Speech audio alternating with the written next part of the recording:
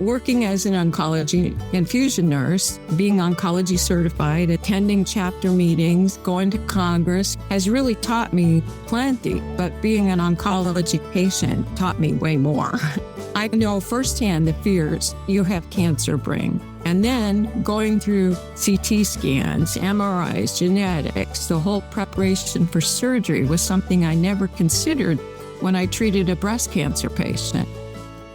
You're listening to the ONS podcast, where ONS Voices Talk Cancer, a resource from the Oncology Nursing Society. Through conversations with subject matter experts, we examine the important issues in oncology nursing, from new treatments to patient-centered research to advancements in clinical practice. Join us as we hear from nurses in all facets of oncology care, from bench to bedside and everywhere in between. Welcome to the ONS podcast. I'm your host, Valerie Burger, a member of the ONS 50th Anniversary Committee. In this final episode of the ONS 50th Anniversary podcast series, we celebrate 5 decades of compassion, expertise, and unwavering dedication to those facing cancer. For half a century, ONS has been the heart and soul of oncology nursing, supporting nurses who answer one of healthcare's most profound callings. These are the nurses who sit beside people in their darkest hours, who celebrate the smallest victories, and who transform clinical care into healing relationships. Today, we're honored to share 3 extraordinary stories that embody the theme of our celebration, then, now, and next. We'll meet 3 remarkable nurses who have walked a path few can imagine, standing on both sides of the treatment chair. 2 are nurses who became cancer survivors themselves, and 1 was so moved by her experience as a patient that she became a nurse. Now, they come to oncology nursing with a deeper understanding, renewed purpose, and invaluable wisdom. Their journey reminds us that oncology nursing isn't just a profession, it's a calling. And sometimes that calling becomes even clearer through our most challenging experiences. Today, listen as these nurses share what they learned when the roles reversed, how their own diagnosis transformed their practice, and what lies ahead as they continue to serve with both professional excellence and profound personal insight.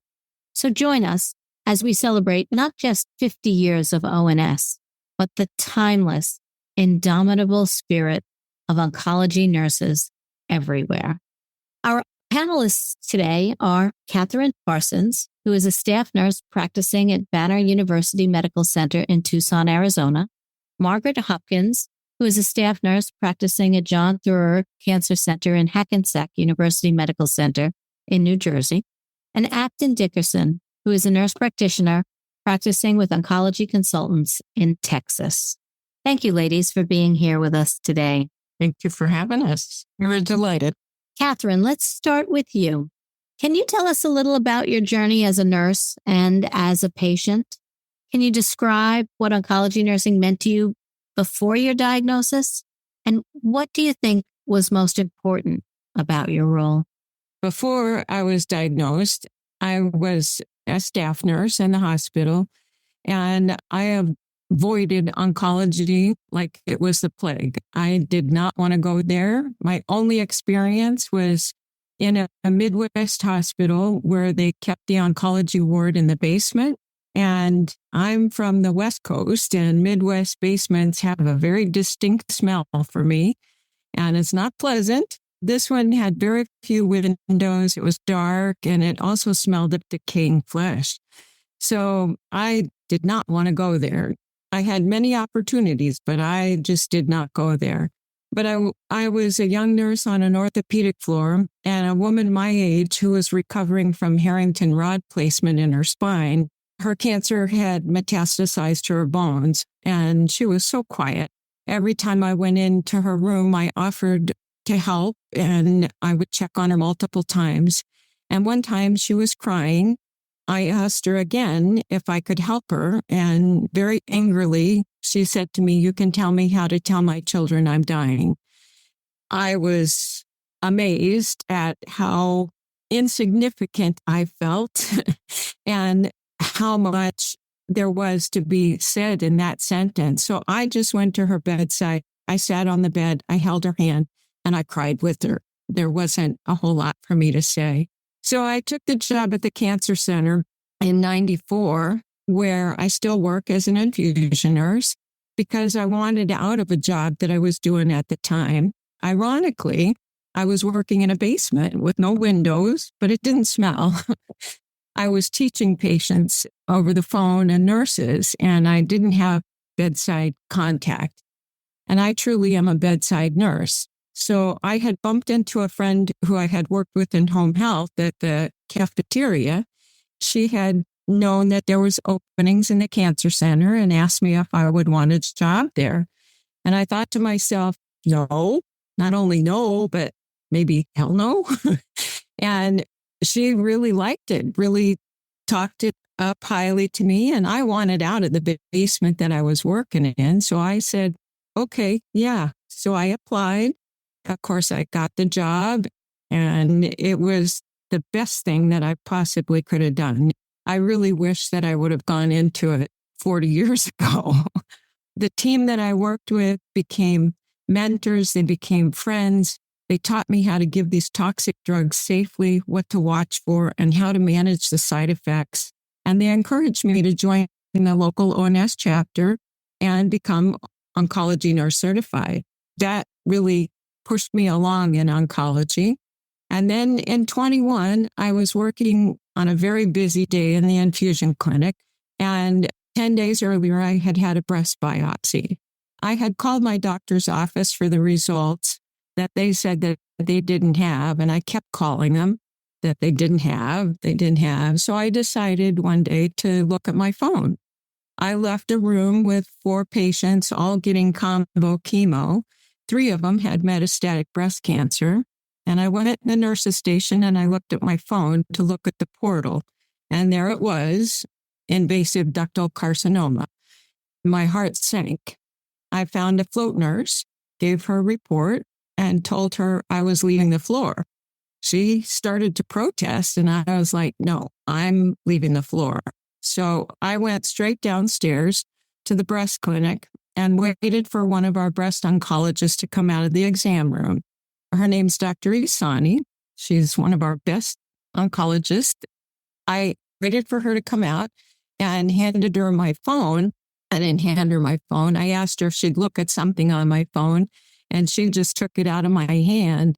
But it was when the color left from her face and she asked me, is this you? That it sunk in.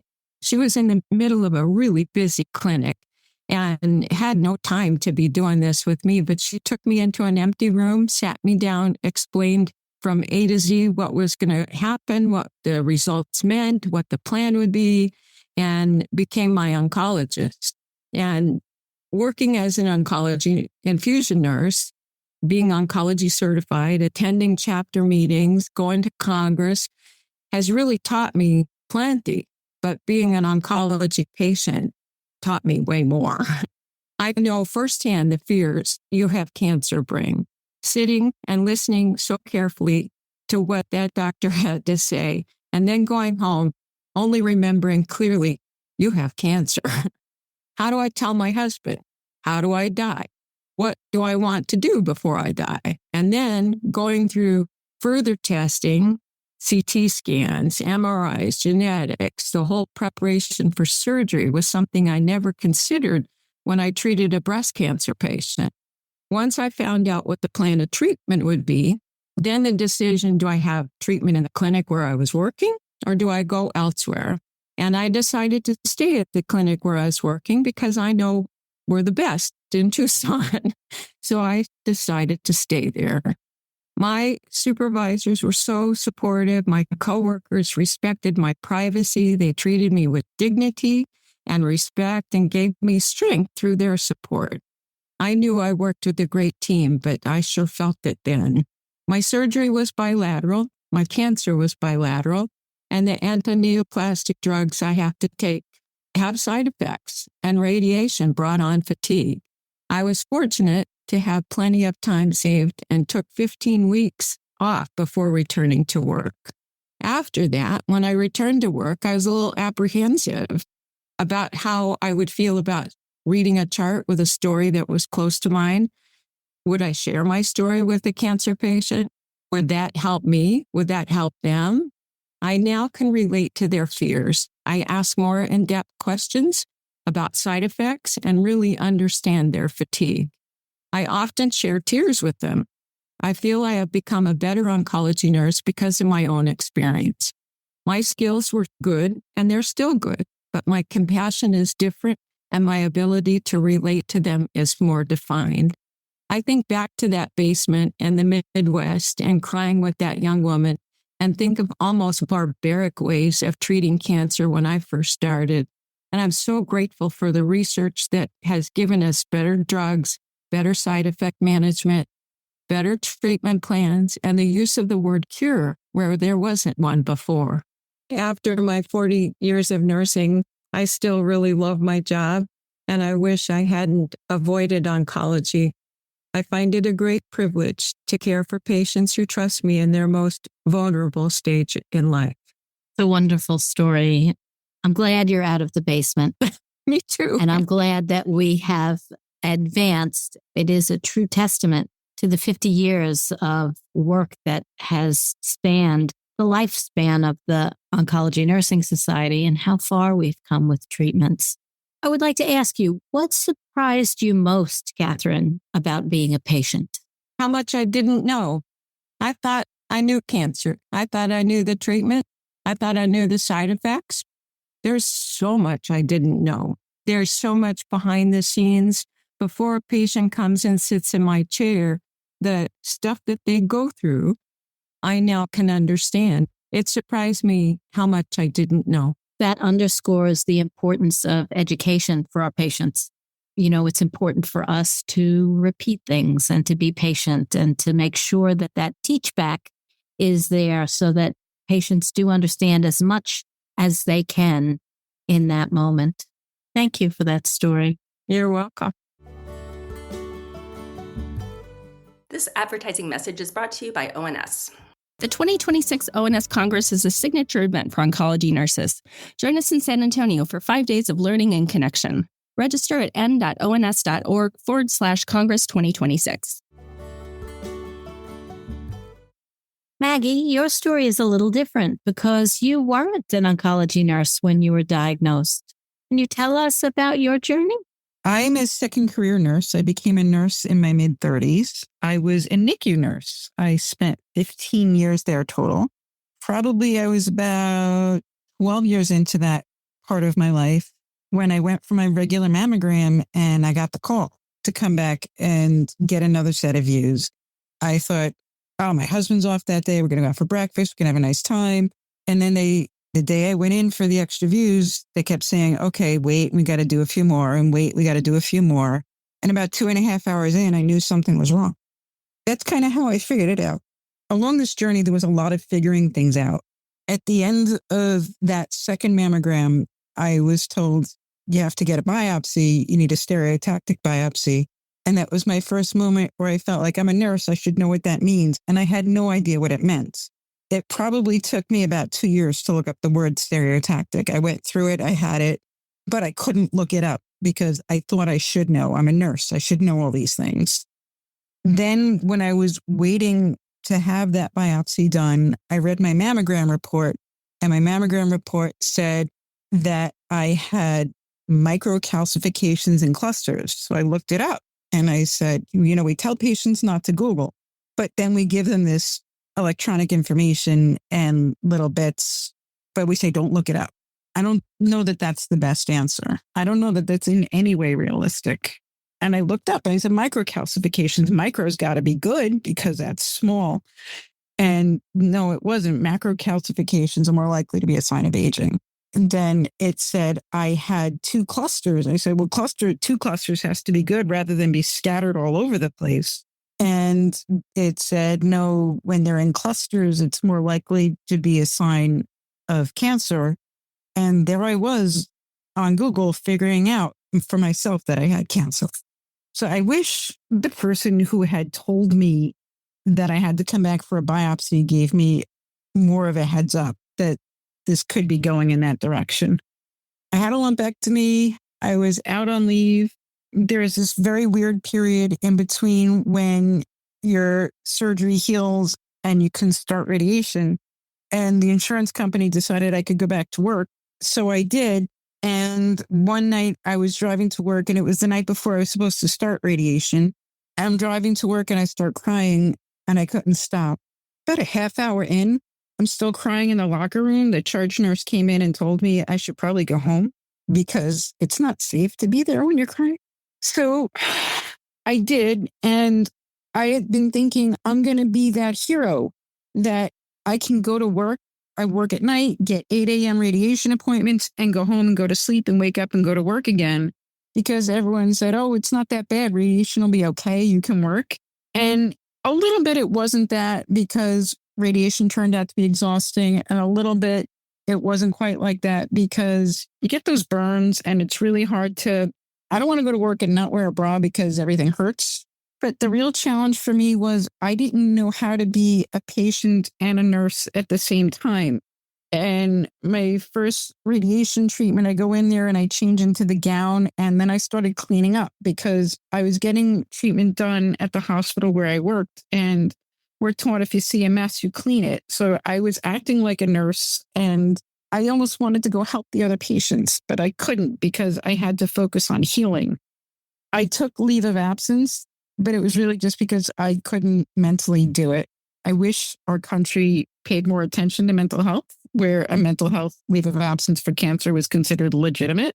And I made it through it. Then I went back to my life as a NICU nurse, and the world just seemed different. It was a different color.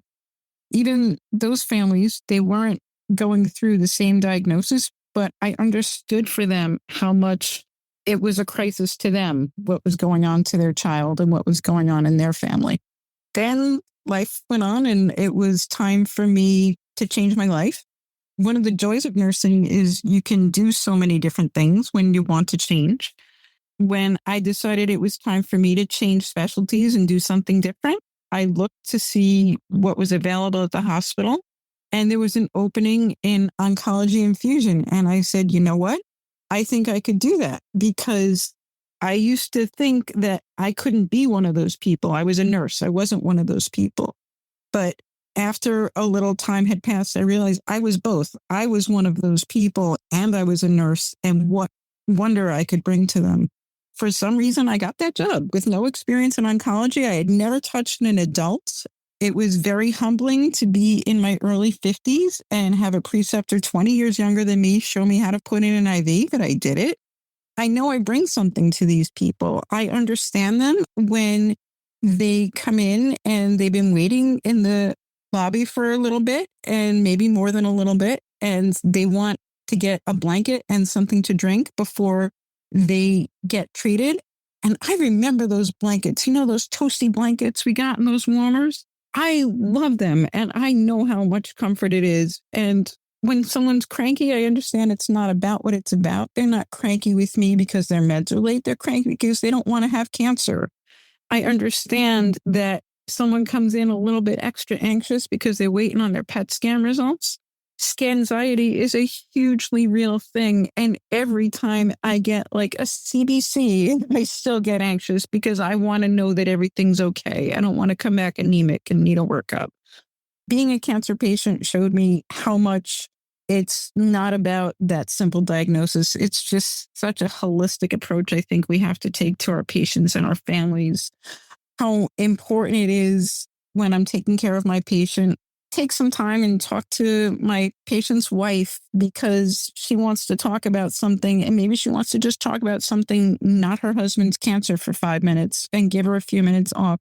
I totally get that. I share with my patients sometimes my diagnosis if I think it will help them, if I think it will give them some hope that if I survive this, they can too. I joined ONS probably the day that I got my job because I came from a background where I was certified in neonatal intensive care. So I felt like I wanted to be just as good or better.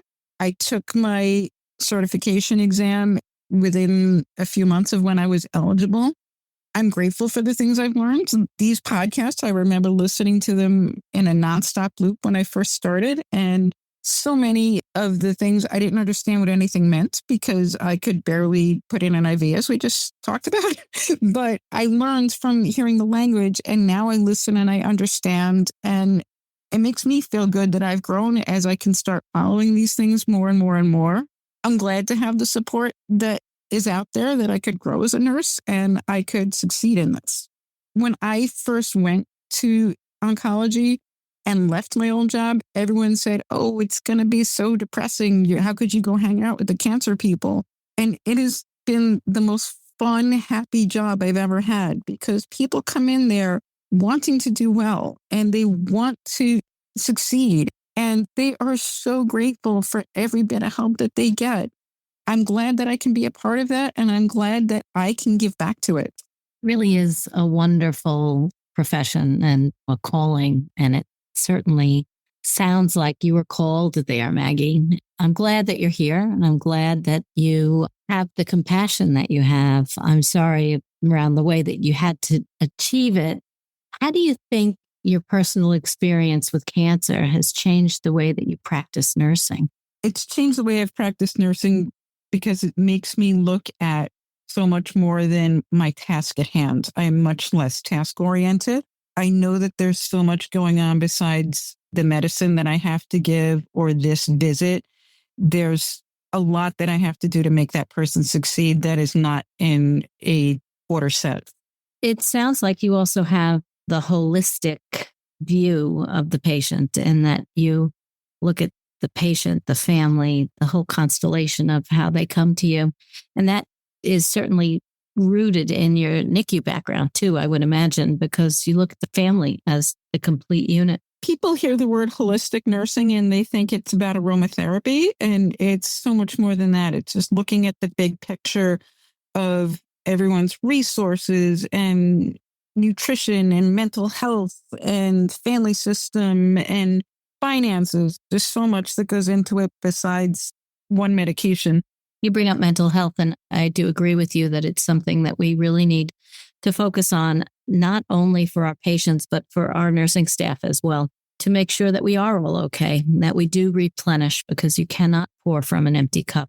And what does that mean for everybody? It's very individual. So thank you for shining a light on that and for reminding us that we need to look at ourselves as holistic beings as well. We are more than the tasks that we do. We are more than the job that we do. We are people who need to be replenished as well.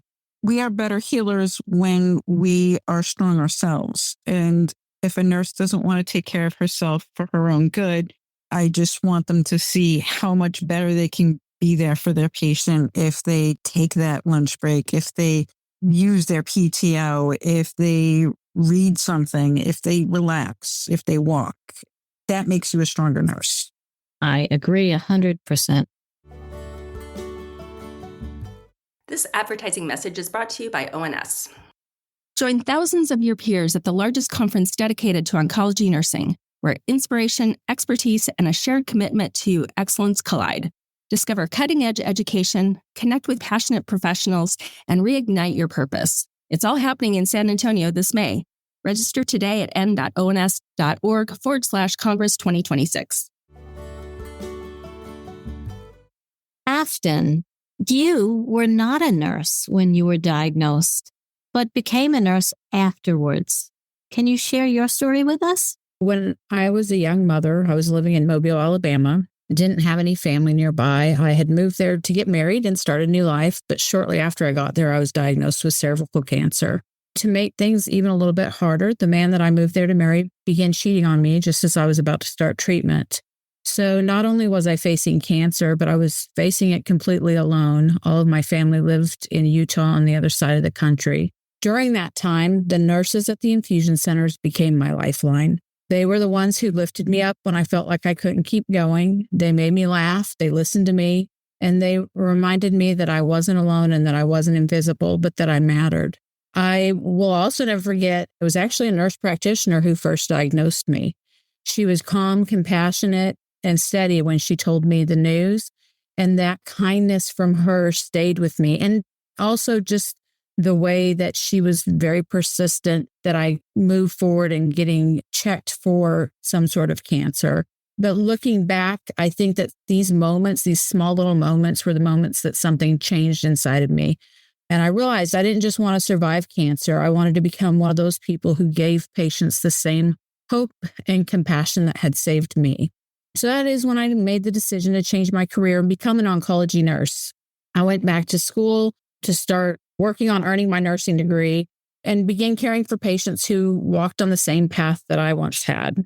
One day, actually, while I was in nursing school, my professor introduced herself and her name immediately sounded familiar. After class, I walked up to her and tapped her on the shoulder and said, "Thank you for what you do. I don't know if you remember me, but you were my nurse practitioner when I was going through cancer, and you're one of the reasons that I'm here." It was such a powerful full circle moment for me. I knew I was on the right path. Standing there as an oncology nurse in training, thanking a woman who had helped me survive when I was a scared young mother that was sitting in an infusion chair. After completing nursing school, I had another full circle experience when I got to work alongside the same nurses who cared for me during the week following my surgery to remove my tumor. Returning to that unit as a nurse allowed me to see the environment from a completely different perspective, this time as part of the care team rather than as a patient. And it was very humbling to inspire and collaborate with the very people who had played such an important role in my recovery and in my journey. Their compassion, skill, and professionalism shaped my approach to nursing and reaffirmed my commitment to providing patient-centered care. Everything I've been through, every challenge, every heartbreak has shaped me into the nurse I am today. Even the pain of being betrayed by my partner during the treatment became a source of strength and connection. When I worked at the breast center at MD Anderson, I discovered that this happens to women more often than it should. And I was able to use my own experience to counsel patients who felt worthless or abandoned, reminding them that their value is not defined by somebody else's actions, that this was not their fault. This was a very common thing that happens among women. So what once broke me actually became one of the most powerful ways that I could help others heal. Years later, the journey just keeps continuing. Another full circle moment for me after I'd been working in oncology for 10 years. My mom was diagnosed with metastatic triple-negative breast cancer. I had the privilege of helping take care of her and being a part of her care team for 3 years until she passed away last year. It was heartbreaking, but also one of the most profound experiences of my life. It deepened my empathy in ways I could never imagine. I learned what it truly feels like to sit on both sides of the infusion chair as a patient and as a caregiver. Those experiences have completely shaped who I am today, both as a nurse and as a person. Another key part of my growth, because I do have to give a shout out, has been to come from the Oncology Nursing Society. When I was in Mobile, I administered chemotherapy, but it wasn't until I moved to California, I took the ONS chemotherapy and biotherapy course. Back then, it was only chemotherapy. There was no biotherapy. So times they have changed. The training opened my eyes to how to safely and effectively care for oncology patients, and it truly elevated my practice. And when I say truly, I mean truly, because as a brand new baby nurse, I will never forget with the minimal training they gave at the hospital I was at, that I gave a patient a huge glass of ice water right after he had received Folfox. And I think if you're an oncology infusion nurse, you know why that was a big mistake. Learning these things, I was like, oh, wow, if I'd have taken this course, I would have already known that. And that poor gentleman would have never had to suffer. He was okay, though. I will note that. Through ONS, I've continued to grow, not just as a clinician, but as an advocate and a leader. I was able to attend the very first ONS Capitol Hill Day, where I learned how to advocate for my patients at a national level. And I've continued those efforts outside of ONS at a state level and national level. I've also gained a lot through the leadership roles, serving as a president, recruitment chair, and treasurer for my local ONS chapter. Each role has taught me more and more about collaboration, mentorship, and the importance of advancing oncology nursing as a profession in general. In every chapter of my life, from being a scared young mother fighting cancer with 3 young kids, to counseling women through heartbreak, to advocating for my patients on Capitol Hill and with my patients, I might add, on Capitol Hill, Each experience has strengthened my ability to care for patients with compassion, understanding, and integrity. Nursing is not just what I do, it's what I've become because of everything I've lived through, which is absolutely true because my children will say it. They always tell people my mom's job is not just her job, it's her purpose. And it really is. Each of you underscores just how much of a calling oncology nursing is. And Afton, how hard to be a member of the care team and a daughter at the same time. That's many conflicting emotions and roles. I applaud you for sharing that vulnerability with us. What do you think is the most important lesson you learned from sitting in the treatment chair that you would want every oncology nurse to know? I'm going to say the biggest lesson that I've learned is that every patient needs to feel seen. When you're sitting in that chair, you're scared, you're vulnerable, and sometimes you feel like your whole world is falling apart. What made the difference for me were the nurses who didn't just treat my illness, they treated me as a whole person. My emotions, my feelings, they made me smile, they would hold my hand, or just take a moment to really ask, hey, how are you? And those small little gestures made me feel worthy, made me feel like a human. I always tell nurses, it's not just about the chemo, it's about the connection. Sometimes your presence is the most healing thing that you can offer to your patient. That therapeutic presence is so very, very important. I learned that all those little sayings that we have, they're real. They may not remember your name, but they'll remember how you made them feel. There are some faces that took care of me that I can picture. I don't remember their names, but I do remember the woman who said to me, it's okay if you don't remember any of these instructions. I wrote everything down. And if you're confused, you can call me tomorrow. And it made me feel okay to not be okay. I remember the person who had me sign a consent and then went to do a procedure, and I started to scream because I wasn't listening when I signed the consent. I just signed whatever people told me to. And I'm much more mindful about making sure my patients understand what's happening, whether or not they've signed. I want to make sure that they still understand. These are people with feelings. Yeah, so important, that teach back, that education. So in our final minutes, I have one last question for all three of you. If you could use just a few words to describe what oncology nursing means to you now, after everything you've experienced, what would they be? Maggie, what would they be? It's a privilege to give back. Catherine? She took the words out of my mouth. It's a privilege. And Afton? I agree with them wholeheartedly. I always think healing, purpose, connection, and hope. I always find it an honor when patients let me into their life during one of the hardest times that they're experiencing. Ladies, I want to thank you for sharing with us and for being vulnerable and for being open and for sharing your life stories. It's not easy and it takes an amount of bravery. It's okay to do hard things. You all prove that. As we close this special 50th anniversary celebration, we're reminded that the story of ONS is the story of its nurses, dedicated professionals like the three we've heard from today. Then they faced cancer themselves, gaining insights that textbooks could never teach and discovering resilience they never knew they possessed. Now, they answer the call to oncology nursing, drawn by compassion and a desire to make a difference. And next, they continue forward, forever changed, using their dual perspectives to provide even more compassionate, informed, and deeply human care to their patients. Their stories illuminate a powerful truth. Oncology nurses don't simply care for those who have cancer. They journey alongside those who face it. And when nurses become patients, they discover that the empathy, knowledge, and hope they've given to others can sustain them as well. To every oncology nurse listening, whether you've practiced for 5 months or 50 years, whether you've faced cancer personally or walked alongside countless others who have, thank you. Thank you for your expertise, compassion, advocacy, and presence. Here's to the next 50 years of ONS, and to all the oncology nurses who will continue to transform cancer care, one patient, one family, one moment of human connection at a time. From all of us on the anniversary committee, Thank you for listening, and thank you for all you do. Thank you for listening to the ONS podcast. Tell us about your favorite part in this episode by leaving a review wherever you download your podcast. For more resources and information about oncology nursing, visit us at ons.org and ons.org/voice. The ideas and opinions shared in this episode represent those of the guest and not necessarily ONS.